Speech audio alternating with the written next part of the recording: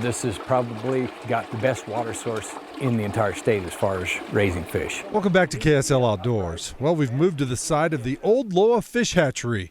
It's a hatchery that's been closed for nearly a decade, and it's about to get a facelift, thanks to $56.8 million from the Utah Legislature. I'm excited to see this place rebuilt and see it back in production. Mike worked at the Loa Fish Hatchery until 2012, just before it was shuttered in 2014 because it had become infested with invasive New Zealand mud snails. Because of the New Zealand mud snail, we had to isolate the fish that we were shipping out, and so it was way off of the normal 180,000 pounds a year production that we were doing here.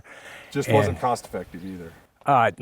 No. For the past 4 years, we've been working with the legislature to try and get funding to open this hatchery back up. We started about 5 years ago. We did a 20-year hatchery maintenance plan, and we looked to the future to see what the growth is in Utah, how many more fish we'd need, and if we could open this hatchery back up, we decided this would be our best bet to be able to meet the needs of the future. The DWR believes with new technologies and the great water at the Loa Fish Hatchery site, they can almost double the production at the hatchery from 180,000 pounds of fish per year that they did in 2014 to 350,000 pounds. Loa is very central to a lot of our best fishing waters, Panguitch, the Boulder Mountains,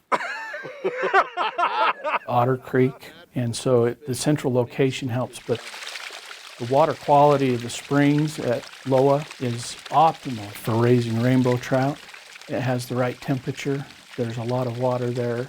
The water is reliable and consistent even in drought years. The water quality for raising fish is spot on. To keep the New Zealand mud snails in check, Rogers says they'll employ new technology and barriers so they don't come back. He also says this site is needed as hatcheries in other parts of Utah are seeing encroachment from houses that demand water. At Loa, they don't have those same concerns. Because it's remote and the growth in Wayne County is very slow, this is an optimal location for increasing our hatchery production. A lot more licenses now sold, population growing all the time, and it's well needed for sure.